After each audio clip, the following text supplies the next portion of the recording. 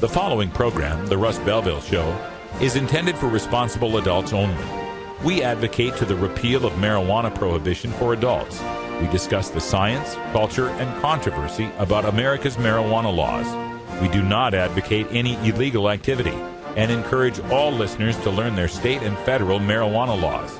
Opinions and claims made by guests and advertisers on The Russ Belville Show are their own, and The Russ Belville Show cannot be held legally responsible for their validity or reliability. Viewer discretion is advised. You take a seed, you plant it, you grow it, you dry it, you roll it, you smoke it. You take a seed, you plant it, you grow it, you dry it, you roll it, you smoke it, and it goes down smooth. Hey! Spanning the continent to bring you the truth about cannabis and marijuana law reform. I smoke pot and I like it a lot. From the promise of legalization. And I think that we need to rethink and decriminalize our marijuana laws. To the agony of prohibition. One major responsibility is to encourage people to use less drugs. The Russ Belville Show, the voice of the marijuana nation. Yeah, I hear you had a question for me. Now, here's your host, Radical Russ Belville. Yes, we love the herb. Welcome, everybody, tokers and tokettes and lovers of progressive values and liberty alike. Glad to have you here. It is Wednesday, September 19th, 2012, and it's got to be 420 somewhere in the world. We got lots of stuff to get to. Also joining us in the studio today, we got Wiz Calico, who's been out there on the campaign trail. How you doing, Wiz Calico? Aloha, doing quite well, man. Glad to be here. Thank you for allowing me to use Roller J Studios as a temporary workspace. Yeah, there we go. I had to find the right camera. There you are. You exist. We saw you eating Taco Bell earlier. I do, of course. You know, that is, well, that's what keeps me existing. That's right. He is a Taco Bell-fueled political machine, ladies and gentlemen. All right, on today's show, all sorts of interesting stuff to get to. We're going to start off with our 420 headline news. Great headlines in the news today that include Lady Gaga smoking pot on stage in Holland. That's an interesting story that's kind of building on the airwaves today. Los Angeles medical marijuana dispensary bans headed to the ballot. A kid is caught in Montana distributing medibles on the school bus. And we're going to take a deeper look at King 5 news polls on I-502. And then after that, we'll get behind the headlines. And in the behind the headlines segment today, we are going to talk a little bit more about King 5 News and their recent coverage of the No on I-502 campaign and how they fell hook, line, and sinker for a PR stunt. We'll get to that in behind the headlines. Then at 20 after, we've got our daily Toker Tunes. Today is Irie Wednesday, and we always give you a little cool reggae on Irie Wednesday. This song is entitled Mary Jane. It's probably the 19th or 20th song I've got called Mary Jane, but this is Mary Jane, all one word with no space, so I guess that's different. But Jay Varsity brings us the pod-safe music for Irie Wednesday today. Then at half past, we're going to talk with Dr. Mitch Earlywine in our Cannabis Q&A segment. We do that every Wednesday here live on the Russ Belville Show, so you can call in at 971-533-7111 or get into our chat room at ustream.tv, and you can get your live questions asked on cannabis science, culture, history, and health from one of America's leading researchers. And then at the end of the show, a little time for a radical rant. I'm going to tell you who medical marijuana's worst enemies are, and you might be surprised who the culprits could be. Stick around. It's the Russ Belville Show. We are the independent voice of the marijuana nation, surviving on your donations, your sponsorship, and your advertising. If you'd like to get involved and help produce independent marijuana media by, for, and about the cannabis community, you can send me an email, russ@radicalruss.com, or visit radicalruss.com and hit donate today.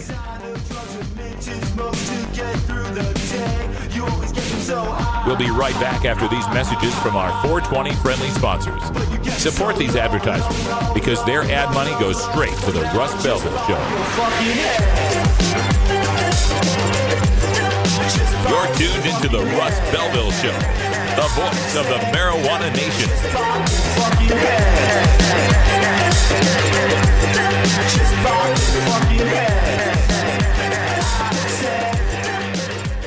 We're not looking to end beer summits at the White House or change the way people behave on the campaign trail.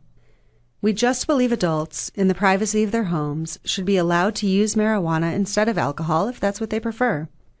40 years ago, our government launched an irrational war on marijuana for reasons unrelated to the actual and limited harms of the substance. It's time for a more sensible approach. It's time to regulate marijuana. Paid for by the Campaign to Regulate Marijuana. Most of us pirates, we go on vacation to North Dakota, you know, because they've got a town called Argusville. Arr, har, har, har. What are you smoking there, boy?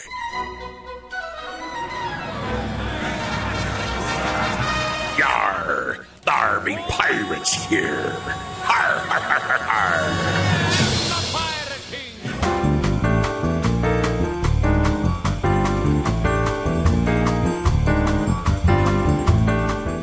Now it's time for your 420 headline news. Carrie Gallagher is on vacation. I'm Russ Belville. Lady Gaga smokes pot on stage, saying, "It changed my life." Lady Gaga has been no shrinking violet when it comes to her personal use of marijuana, but the mother monster took it to a new level on Monday when she openly smoked a blunt on stage in Holland.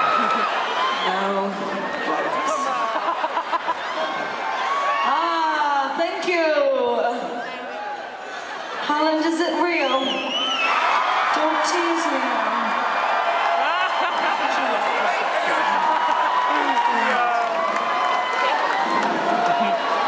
So, we just want to make sure if it's real, really, is all we're trying to tell. Oh, it's real.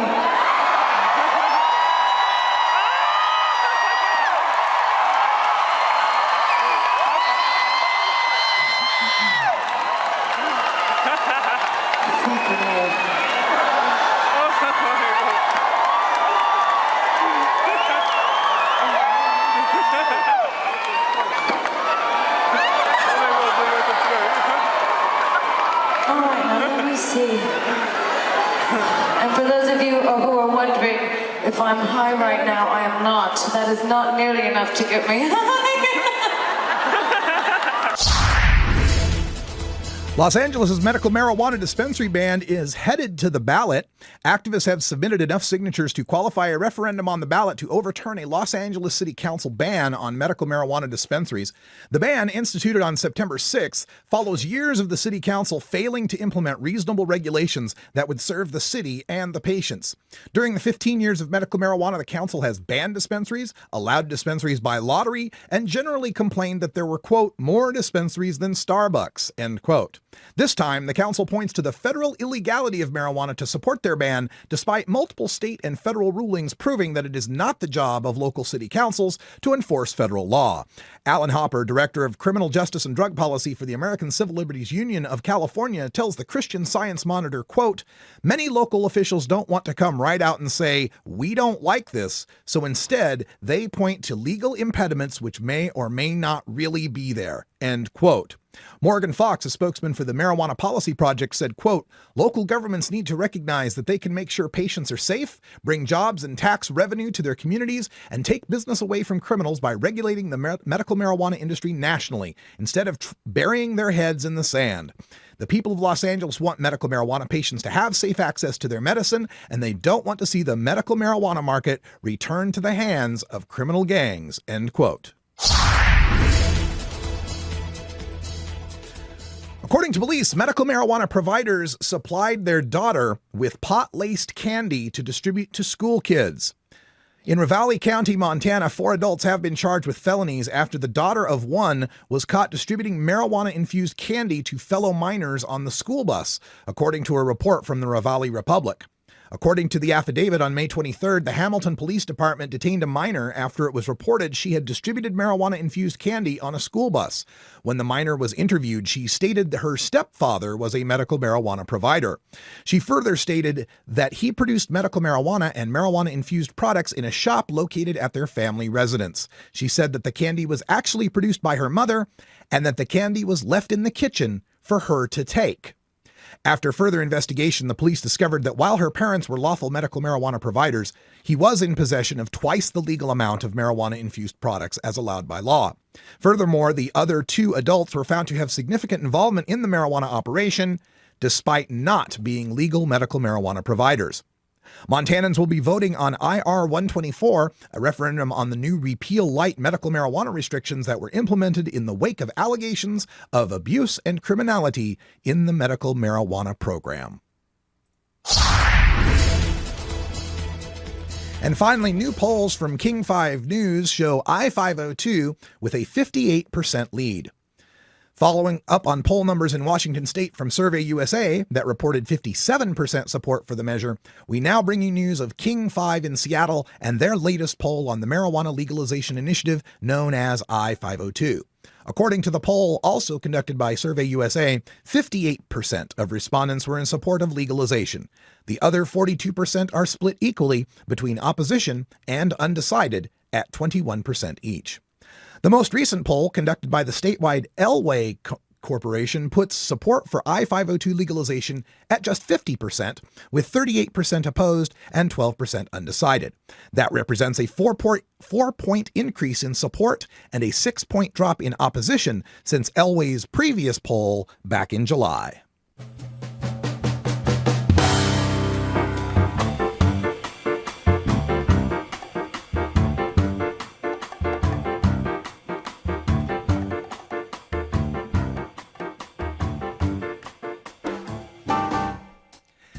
This is your 420 headline news from the Russ Belville Show at RadicalRuss.com. I'm Russ Belville. Thanks for listening. And when we come back, behind the news, we're going to take another look at King 5 News in Seattle and their recent story on I-502. Stick around.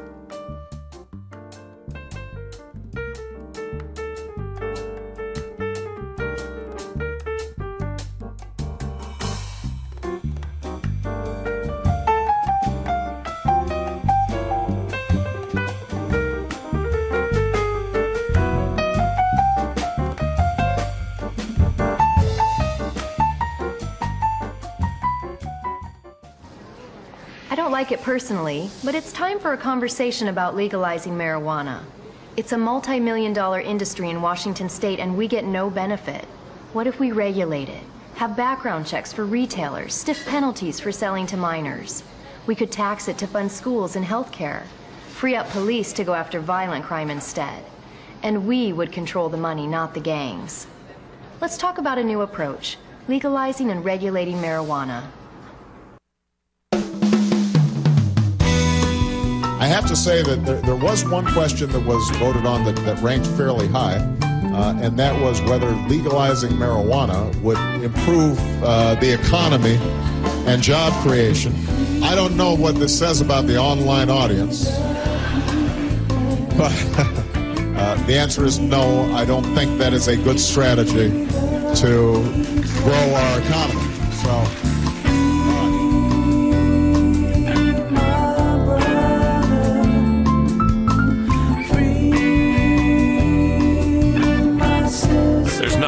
About nearly 1 million lives wrecked by a marijuana arrest every year, Mr. President. Politely tell President Obama what you think about legalization by calling the White House at 202-456-1111. Welcome back. This is the Russ Belville Show. It's time for us to go behind the headlines and give you a look at how the media are portraying the issues of marijuana and marijuana legalization. We head north, just north of us here in Portland, to Seattle, Washington for their local affiliate, King 5 News, and a report that they aired last night featuring a young medical marijuana patient named Darrianne Clary. This was engineered by the No on 502 campaign. Here's the video.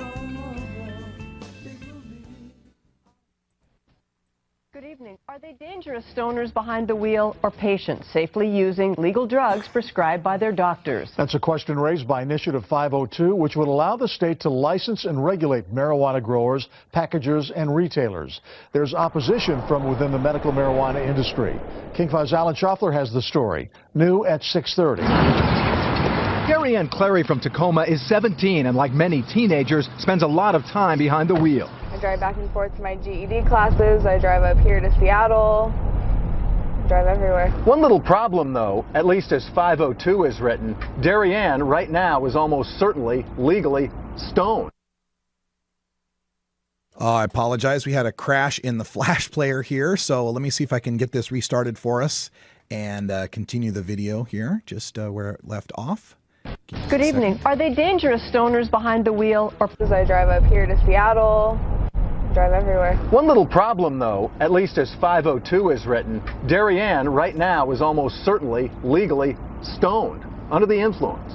She suffers from MS and about 5 hours ago took medication. I ate a sucker, which is made with 200 milligrams of hash oil, so it's pretty potent. And I'm not going to lie, it doesn't taste very good, but it takes my pain away. She regularly uses the hash oil suckers, hash oil drops, and also smokes pot. And it feels like a torch, like somebody's holding a torch to my muscles, and my muscles are like twisting.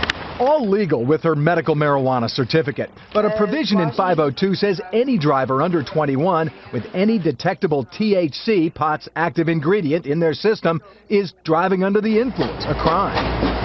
Steve Sarich, who runs what he calls an access point for medical marijuana and is the spokesperson for the No on 502 campaign, says the THC can linger in the system long after effects have eased, leaving Darrianne and others in a tough spot. Yeah. They have a choice. She can either stop medicating or she can stop driving. The concern about impaired driving was something that came up again and again. No on 502 campaign director Allison Holcomb says the driving under the influence provision is there for a reason and will actually help medical marijuana users by clarifying the law. For people 21 and over, it's 5 nanograms per milliliter. If you're under 21, it's 0 tolerance. So I'll probably eat another sucker here in about 2 hours or so. Leaving Darrianne with that choice to make about her medicine and her criminal record. In Seattle, I'm Alan Schaffler, King 5 News. The two sides disagree about the complex science behind the DUID level for drivers and how long different types of THC stay in the system. All right, so let me just address this because there's nothing wrong with the truthfulness of this reporting. The THC in the blood is a funny thing. You could monitor identical twins smoking exact same amount, same potency, same frequency, and one might test below 5 after 4 hours and the other might still be at 10. The No on I-502 people are correct that body chemistry is an imperfect predictor of impairment or in some cases frequent use. And indeed, someone like Darrianne slurping down hash suckers in the morning and driving a few hours after is probably going to leave her with detectable THC in the blood in violation of the zero tolerance standard. The problem with this story is glossing over what it takes to be tested for drugs. It reminds me of the South Park underpants gnomes. Step 1, drive a car. Step 2, Step 3, get a DUID. The part missing, the part that King 5 News fails to point out, perhaps to sink legalization, the part that is the most salient point in the debate is that you must demonstrate impairment in order to be tested for drugs. As you were watching Darrianne driving in that video, which part of her driving do you think a cop would have pulled her over for? She stays in her lane, she obeys speed limits, she follows traffic from a safe distance, she uses her blinkers. So how is it she's going to get pulled over? Now, let's presume she does get pulled over, but let's not presume that it's a busted taillight, expired tags, or any equipment failure, because those aren't indicators of impairment. Unless the cop finds Darrianne to be glossy-eyed, slurring her words, or otherwise demonstrating impairment in the car, those infractions are not evidence of impairment. So let's say she's pulled over for speeding, or improper lane change, or failure to signal, or something that might give the cop a hunch she's impaired. The next step would be for the cop to determine whether or not she's impaired. For that, he would perform a field sobriety test. Walk the line, touch your nose, follow the light. She would have to fail that field sobriety test, and the cop would have to suspect the impairment isn't alcohol related, and then he'd have to arrest her and take her to the hospital for a blood test. Now, another possibility is that Darrianne gets in a wreck, and whether it's her fault or someone else's, and she's unconscious and her blood is drawn under Washington State's implied consent law. Those are not likely outcomes. In the state of Washington, 12.8% of the population aged 12 and older used marijuana in 2009. That's almost 875,000 pot smokers. An estimated 100,000 of them are medical marijuana patients. There are about 1,200 drugged driving arrests every year in Washington State. That's all drugs. But to be fair to No on I-502, they're not impossible outcomes. Darrianne, if she wrecked or demonstrated impairment, or a cop says she did, after I-502 passes, would be subject to a zero tolerance DUID charge. But that risk exists now. If Darien gets in a wreck and her blood test comes back at 1 nanogram per milliliter, she will be charged with DUID. If Darienne's pulled over and fails a sobriety test and the 1 nanogram evidence makes it to court, she will be charged with DUID. And her chances of beating the charge, whether better now than they would be under 502, are still not very good. During testimony on 5 nanograms in Colorado, it was argued the standard was unnecessary because prosecutors already get a 90% conviction rate for DUID. Darienne is risking a DUID now, and she's driving fine right now. Steve Sarich is trying to defeat legalization by loaning a teenage patient his car to drive some reporter around while demonstrating no impairment is actually, ironically, the Achilles heel of the I-502 means you can't drive message. You show patients driving around town without being harassed by cops, it kind of kills the fear that patients driving around town are going to be harassed by cops. And showing patients driving around town admitting they've recently medicated shores up the support for I-502 and per se among the people who didn't realize patients were driving like that already.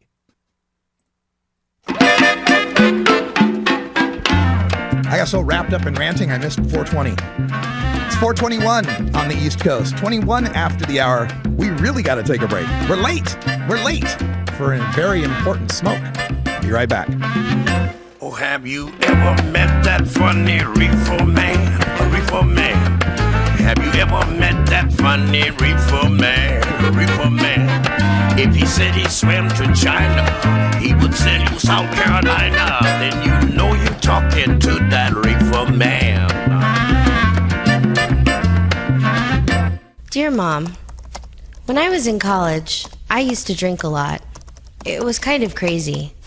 But now that I'm older, I prefer to use marijuana. It's less harmful to my body, I don't get hungover, and honestly, I feel safer around marijuana users. I hope this makes sense, but if not, let's talk. I love you.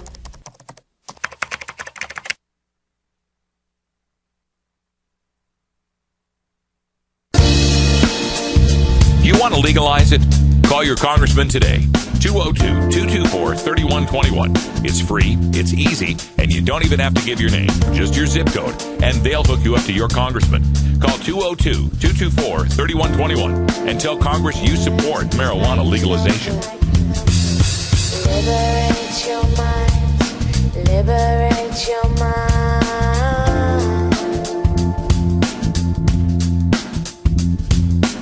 Liberate your mind. Liberate your mind. That's what you got to do. Liberate your mind.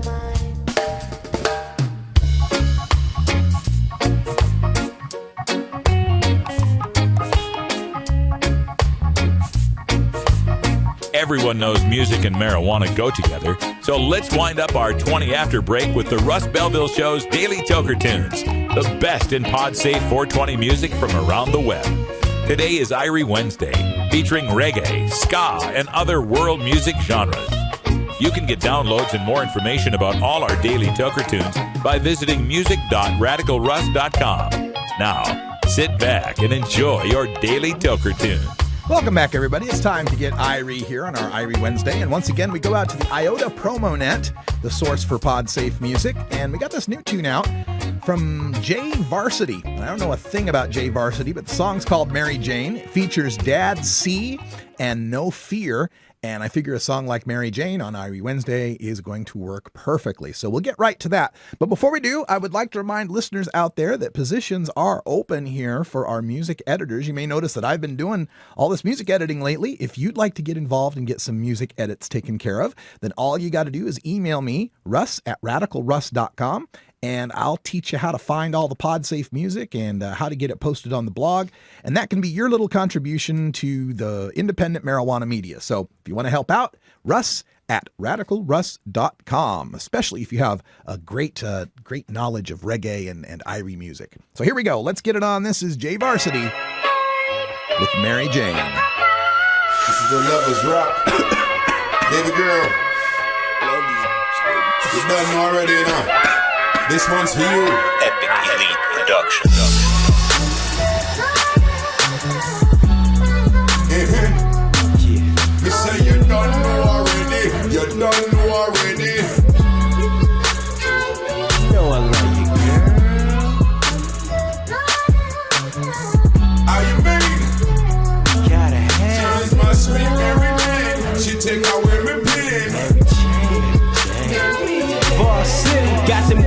Other than Measy White, got sour D in my Bluntville. Haters mad cause they weed average, they talk nice, but I'm blunt still. Mary J. Lee, Dr. Blige, I'm hypnotized by your greenish eyes. Mama fed you them peas, Bet you look good with some lean, Endo, hydro, they go wherever I go. Blue dream by the pound, flip green racks and stack Lambos. Me and Mary got a baby coming, she's my girl. David Ruffin, bagged her up, thought I was bluffing. I started puffing, now I'm on to something like, hey Mary, baby, I was thinking, we should get married. You know, someplace nice like Jamaica. Let me tell you something. Listen.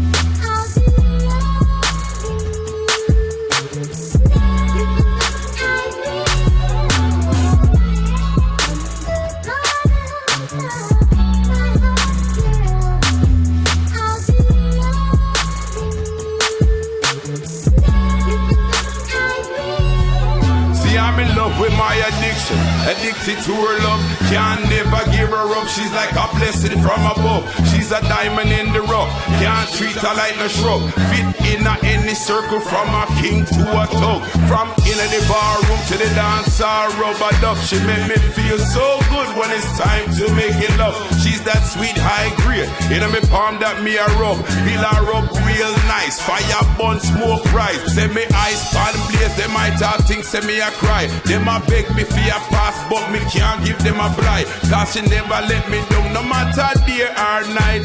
She's always there for me, no matter day or night. Mary Jane.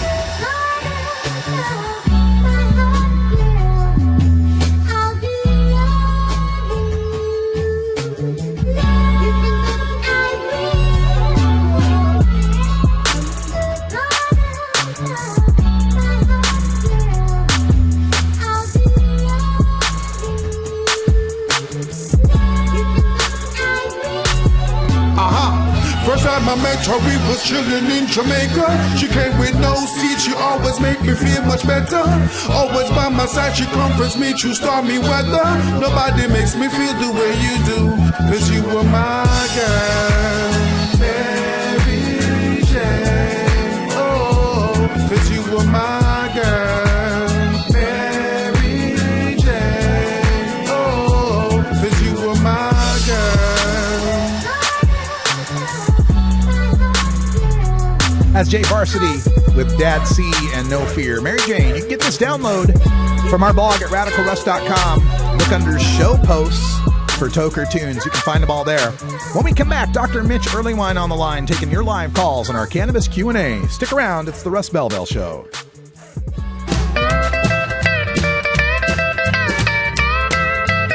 When I was in England, I experimented with marijuana a time or two, and I didn't like it. And never tried it again. I think you'd probably be a lot cooler if you had, Mr. President. I said, hey, do you have a joint, kid? Sure would be a lot cooler if you did. Lie, don't hide it. Lie, don't hide it. Oh, lie, don't hide it. Lie, don't hide it. Just lie, don't hide it. Fire up right now.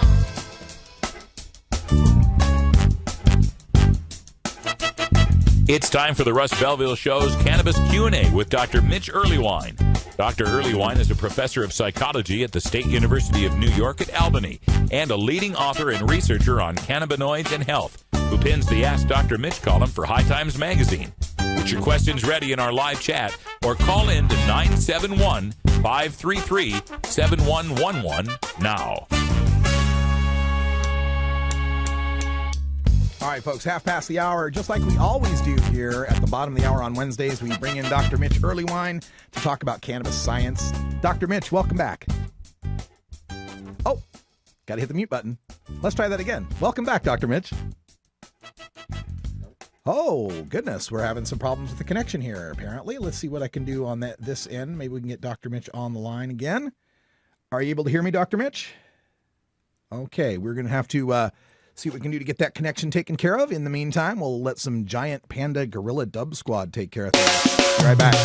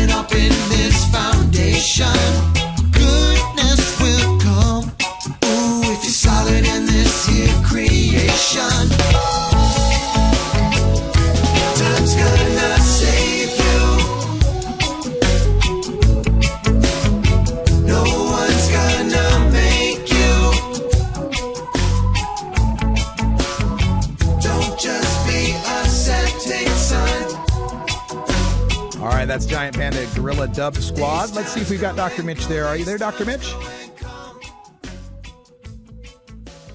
All right. Looks like we got the connection now. Are you there, Dr. Mitch?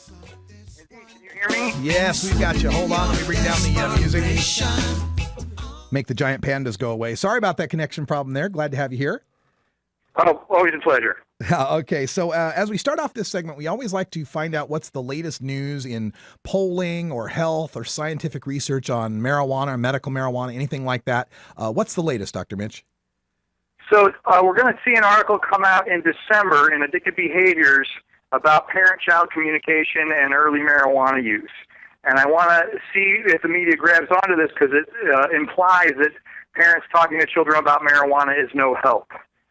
Obviously, we all know that's not the case. And when you look closely at the data, one of the best predictors of marijuana initiation, in fact, is if the kids don't like spending time with their parents. So I really want to support one of the points I made in the Parent's Guide to Marijuana, and that's if you have a good relationship with your kids, they're markedly less likely to run into marijuana problems later in life. All right. We have questions coming in already from our chat room, and I just want to let folks know you can get your question in to our live chat room through radicalruss.com. You have to sign up with an account on Ustream, and once you do, type /login to get logged into the chat, or you can call us live at 971-533-7111. And our first question comes in from Runaround, who wants to know, what do you think about the article in today's San Francisco Chronicle about CBD, cannabidiol, helping to cure cancer? So I literally just got home and didn't see the article itself. Someone sent me a link, and the idea that CBD would help cure cancer is consistent with a lot of the laboratory work we've seen so far, basically in tumor cell growth and things like that. So this is not a stunning surprise. And in fact, we know that a number of cannabinoids can essentially improve the antioxidant process in the body. So I'm delighted that this is getting so much news, but can't pretend like this is a big startler. Yeah, okay. So San Francisco Chronicle today, the folks in our chat room, I just turned the links mode on. So if you want to put that website up with the San Francisco Chronicle link, go right ahead because you can do that now. We just did a story before we went to the musical break, Dr. Mitch, that was out of King 5 News. And they're covering this I-502 initiative with the per se DUID. And it features a 17-year-old multiple sclerosis patient who admits to using a 200 milligram hash lollipop 5 hours before driving.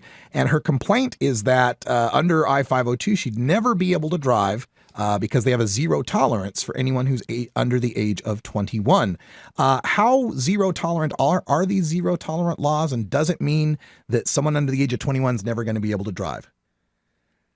Well, so it really is a question more of enforcement than the way the law is written. I'm, sorry that we're not focusing more on behavioral measures when it comes to the capacity to drive on this one. And at least technically, she is under that sort of setting, the way I understand the way the law is written, at least. Nevertheless, I think that the way this law is enforced is going to be a big part of the question, and I think leaving that in the hands of law enforcement and at their discretion, we are essentially putting a little bit of faith in the folks who are out there protecting our roads in this way. I do feel like 502 would still be a step in the right direction. I'm sorry things aren't more perfect. Yeah. And, when it comes to these driving impairment standards, one of the things I get to thinking about is, of course, we're always talking with respect to alcohol, cannabis, illicit drugs, and even some talk of prescription drug use and driving impairment. But I'm wondering, are there any studies, is there any data out there to show us what the risk of a crash is, a risk from impairment, compared to other typical things people do in a car, like changing the car radio station or trying to find something on their iPod or eating a cheeseburger or smacking their kids in the back seat? I mean, how impaired is impaired, and what levels should we be able to live with? Well, so two of the most salient ones, as far as the literature I've looked at recently, one involves 50 milligrams of Benadryl, which is a pretty standard dosage for most folks as an antihistamine, which we're finding as impairing or more, actually, than small doses of cannabis that Anthony Liguori investigated. And then talking on the cell phone, which is actually comparable also to around the 2 beer range in alcohol. So, I mean, clearly the notion that people do drive under weird circumstances is certainly out there. Obviously, I'd rather see folks only drive when they're going to be safe, and hoping that turn to behavioral measures would be the way to go on this. But to single out cannabis on this when we happen to know that Benadryl, prescription opiates, and even listening to the radio too loud can be problematic is, I don't know how else to describe it. It's just kind of oddly unfair. Yeah, it always seems to me like it's a solution in search of a problem. I have yet to see that we've got massive, pileups on the freeways because of marijuana drivers. But this seems to be something that is driving poll results and driving a lot of the political thinking with regard to marijuana legalization. What can we do politically speaking? I mean, I see part of the problem is that we've kind of accepted as a society this idea that body chemistry determines impairment with respect to alcohol, which is actually more true. But given that the public doesn't get into those distinctions, how are we going to convince them that, yeah, blood alcohol, that's a problem, but blood THC isn't a big deal? I think part of it is educating folks about how this works. And I think in the comparisons to alcohol, we're used to saying, oh, okay, a blood level means X and means impairment. I think people are going to be capable of grabbing onto the idea that really roadside sobriety is just another measure of sobriety. We want that. We don't want chemicals. We don't want blood. We don't want urine. We want to know, can you walk a straight line? Can you follow my finger with your eyes? Can you essentially do motor skills that are consistent with driving a car? Then that translates into being able to drive a car much more readily than some crazy amount of nanograms or some milliliters per deciliter of humma. Yeah. There was a point in the I-502 debate that I filmed up in Seattle at the High Times Medical Cannabis Cup where one of the No on I-502 spokespeople, Douglas Hyatt, was mentioning how the drugged driving initiative is something that's a big thing with the Office of National Drug Control Policy, trying to pass these sort of per se laws. And he intoned and warned us all that the next thing that they passed a law in Washington that the cops will be able to take your blood right there on the roadside, and saliva swabs are coming next for our cheeks that the cops will give us. What is the state of that roadside technology if they're trying to get our chemistry? I'm afraid it's a little haunting, Russ. I talked to the guy who originally developed the breathalyzer, and he's quite an old guy now, and he was already one step ahead back then with something that could assess alcohol concentration in tears. So it's clearly something that people think has a lot of money, and so they are many steps ahead of us in ways that I found almost like something right out of science fiction. Yeah, so mouth swabs. I like the idea of testing alcohol by someone's tears. How do they get the driver to cry? Maybe they carry a DVD copy of Old Yeller with them. I don't know. Something makes that happen. All right, we're taking your questions in our live chat room here and also on the phone at 971-533-7111. If you've got any questions, let them be known now. You can remain anonymous if you choose. And if you don't want to ask your question or have it heard here on the air, you can always send a question privately. You can send a question by email to Dr. Mitch at 420research@gmail.com, 420research@gmail.com. Now, another story, Dr. Mitch, and I want to get your take on this. It comes out of Montana, where we revealed a police investigation that's going on. Four adults got arrested for felonies, and the basic gist of the story is that their daughter had medical marijuana infused lollipops or candies or something, and was distributing them on the school bus. Obviously, something that's not going to do any favors for their campaign to defeat the repeal light medical marijuana laws they've got. But with respect to medical marijuana, children, and that fear that we always get hit with in the press, I'm just wondering what we can do to lessen that. And I guess it's not really a scientific question, but it's more of a public relations question. When things like this pop up, what are we going to do to beat back the backlash against medical marijuana? So I feel like the clincher here is twofold. In truth, none of these children is really going to be in terrible trouble. I mean, we've actually seen how resilient children are in the emergency room when they've been flipped hallucinogens by accident. Kids are resilient. Nevertheless, we cannot tolerate this kind of thing. It absolutely cannot happen. And I don't feel like these people need to be penalized in a horrible way, but they need to understand that this is not something that children should have access to for this very reason. The entire nation has suffered because of this single event, and I think they must know that. But they need to come forward and say, I've made a terrible mistake, and here's what we're going to do from here on out. We certainly don't leave access for other medications in the same way, particularly those that seem to mimic things that kids are accustomed to. So we absolutely have to keep this kind of stuff under lock and key when there are children in the house. All right. We have a question from our chat room. John Thomas wants to know, is there any research on marijuana having preventative health benefits like vitamins? There's tons of stuff that are consistent with that idea, but longitudinal studies in humans, of course, haven't been funded, and so we just don't know. Every time I run into some folks who look 20 years younger than they really are at various conferences, I certainly am curious about these antioxidant effects of the cannabinoids and how they might keep folks looking younger.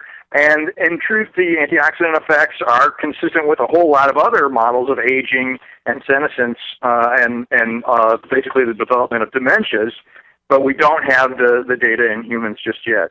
Yeah, I have to agree with you on that antioxidant effect. I'm 74 years old, and most people say I look like I'm in my 40s. So, but no, there's a point there. I mean,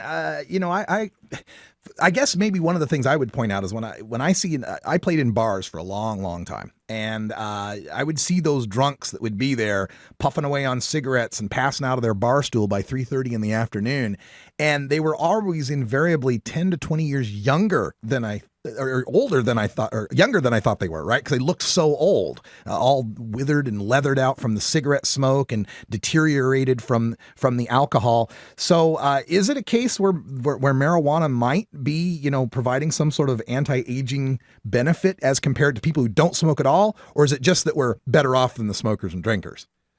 I mean, it's clearly the folks who stay away from alcohol and cigarettes at high doses do markedly better.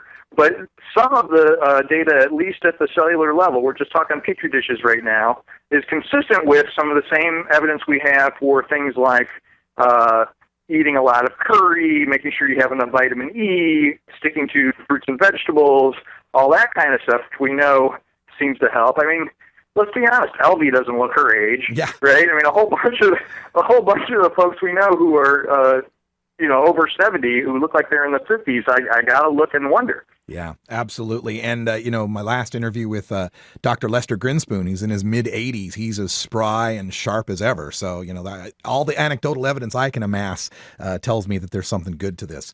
One last question, Dr. Mitch, and we'll let you go.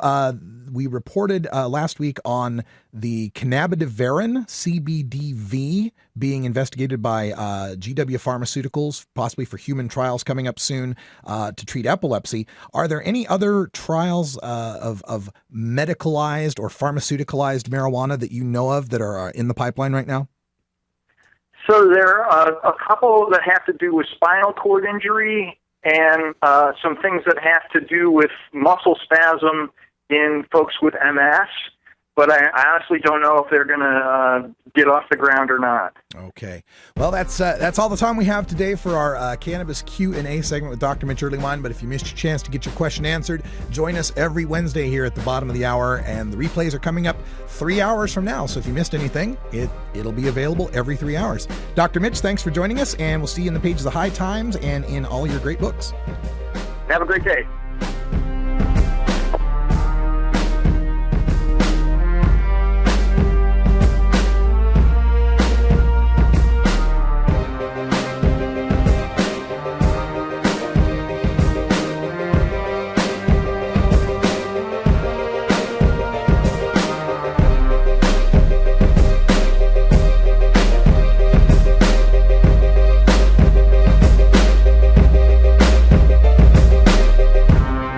You're tuned into the Russ Belville Show, the voice of the marijuana nation. Have you considered medical marijuana? Double-blind, peer-reviewed studies have found cannabinoid therapies to be successful in treating the symptoms of Alzheimer's disease, ALS or Lou Gehrig's disease, brain cancers, chronic pain, diabetes mellitus, dystonia, fibromyalgia, GI disorders, hepatitis C, HIV/AIDS, hypertension, incontinence, MRSA, multiple sclerosis, osteoporosis, pruritus, rheumatoid arthritis, sleep apnea, and Tourette's syndrome, as well as anecdotal evidence suggesting relief from anxiety, depression, and post-traumatic stress, plus reduction in the need for narcotic painkillers. Side effects of medical marijuana can include euphoria, relaxation, anxiety, panic reactions, paranoia, tachycardia, dry eyes, dry mouth, concentration and reaction time impairment, appetite increase, and in 37 states, arrest and incarceration. But medical marijuana is non-toxic and cannot cause overdose. Medical marijuana. It's not for everyone, but ask your doctor if medical marijuana may be right for you.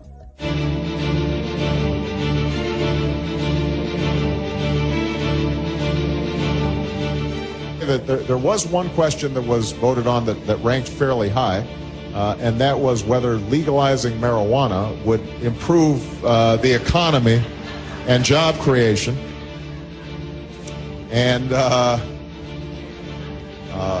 don't know what this says about the online audience, but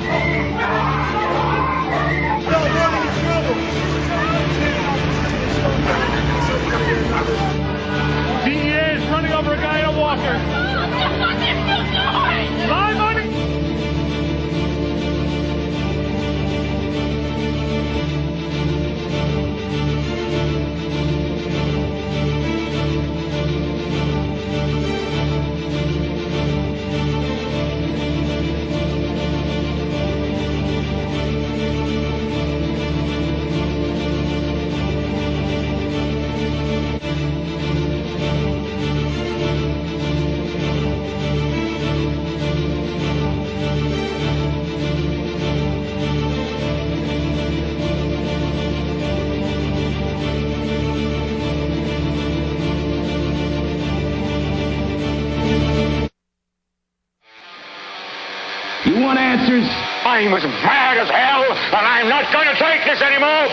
You want answers? You have offended my family. I think I'm entitled. You want answers? I want the truth. And you have offended a Shaolin temple. You can't handle the truth. Surely you can't be serious. I am serious. And don't call me Shirley. Radical rant. Turn the mic on, that helps. Welcome back, everybody, and time for the Radical Rant. And today I want to tell you about medical marijuana's worst enemies. Primarily, that would be medical marijuana.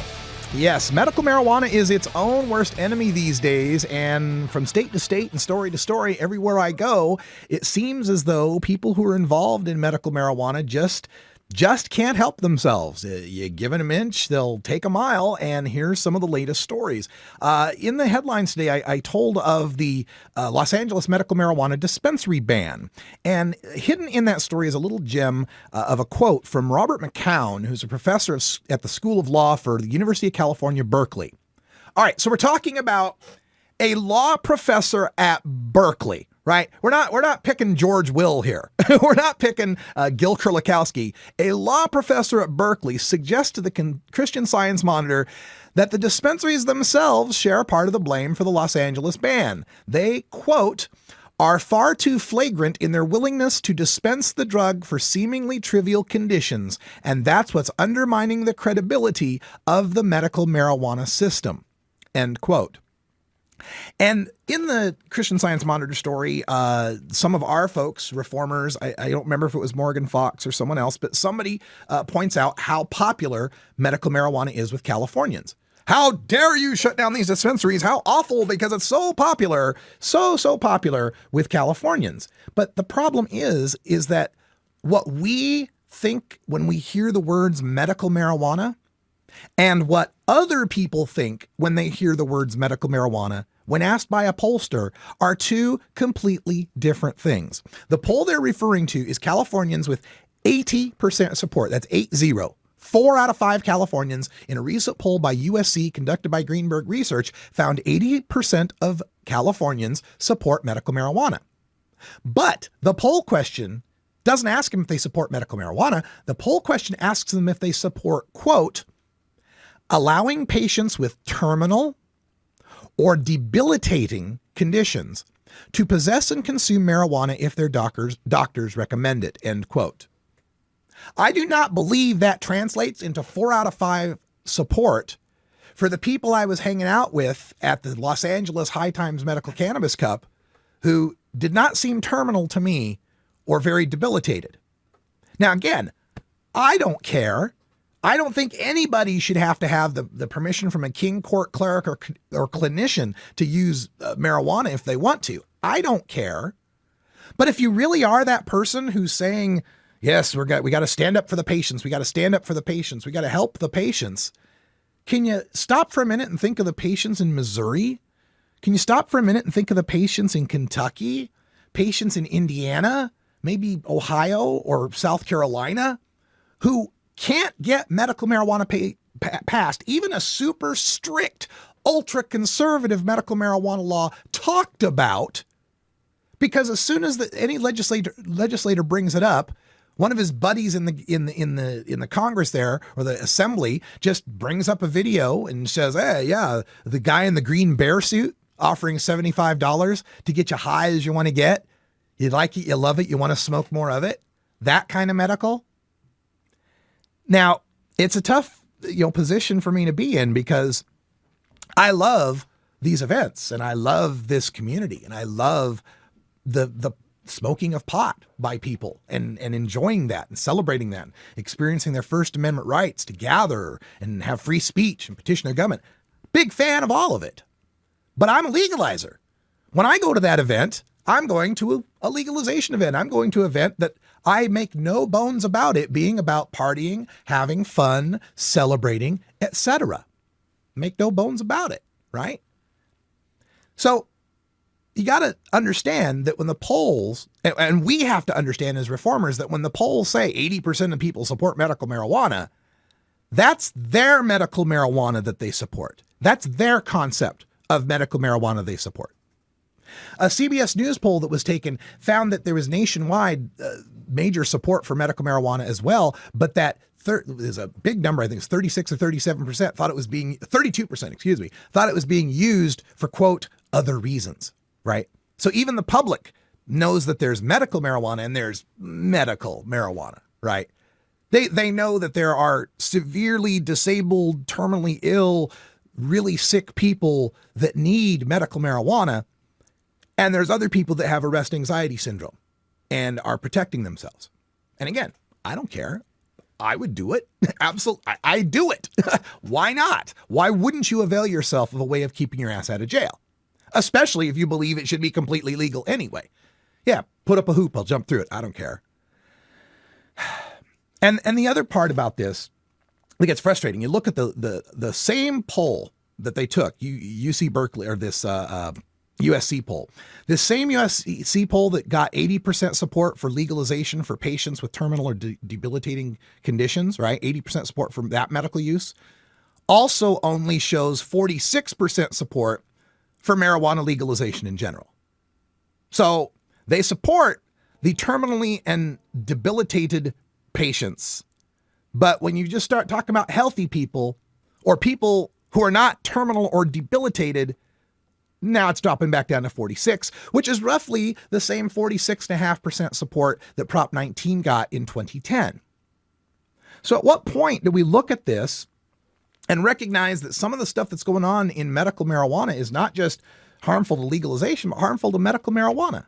The story we just did from Montana, where a medical marijuana provider is giving out candy to his kid to take on the school bus for distribution. And this is happening a month or two before they vote on whether or not to keep the new medical marijuana restrictions. And when I bring this stuff up, sometimes there are those people in the community that will rail against it Oh, those assholes. Oh, how could they wait this long? They had a whole 18 months they could have busted this guy, but they waited till right before the election, or they waited till right before harvest. Yeah. Yeah, that's what they do. That's exactly what they're going to do. That's the world we live in. If you know you live in a world where cops are waiting for the very most opportune moment, where our opponents are waiting for the lowest hanging fruit to take us down, if you live in a world filled with assholes and bullshit, why keep bragging about how big your outhouse is? Right? Do something to protect yourself and to help others by being a little more discreet, a little more honest about this stuff. Or go all the way like I do and just say, oh, it ought to be legal. It ought to be legal for everyone. What we're doing right now, yeah, we're jumping through hoops, but you know what? It just should be legal for everyone. It gets very frustrating when I have to go to states like, next weekend, I'm going back to Idaho, and I'll be working with Lindsay Reinhart there, who's a multiple sclerosis patient, much like, I think it's MS, but much like the girl in the King 5 video.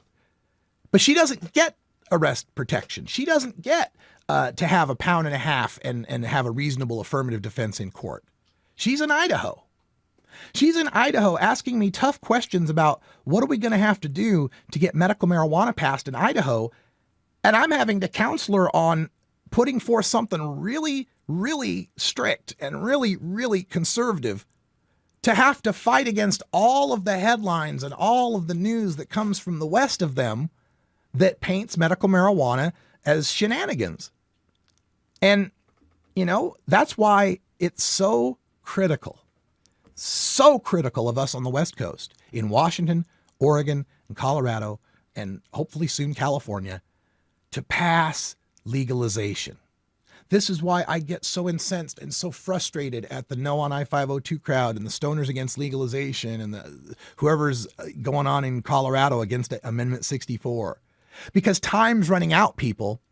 You want your medical marijuana? It's coming. 2013, folks. Human trials for various cannabinoid pharmaceuticals in development by GW Pharmaceuticals and others. 2013, 2014, 2015, 3 years of trials and development and getting those cannabinoid pharmaceuticals to market before we hit 2016, the next presidential election and the next realistic chance to legalize in one of these states. And then when the cannabinoid pharmaceuticals are out and they've removed cannabinoid pharmaceuticals down to Schedule 3, they'll turn to all you medical marijuana patients and say, hey, you wanted your medical marijuana, here's your medical marijuana. Now, all you people with plants and buds and hash oil, you're just criminal dopers committing felonies, and it's off to jail with you. Hey, that's all the time we got here for Wiz Khalico and Brian the Red. I'm Radical Russ. Thanks for joining us. And until next time, take care of each other, tokers.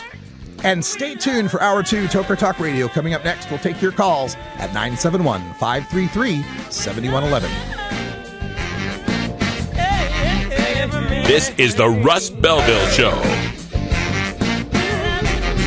The Russ Belville Show is blogging and podcasting daily at RadicalRuss.com. Take a seed, you plant it, you grow it, you dry it, you roll it, you smoke it. You take a seed, you plant it, you grow it, you dry it, you roll it, you smoke it. You take a seed, you plant it, you grow it, you dry it, you roll it, you smoke it, and it goes down smooth. Hey!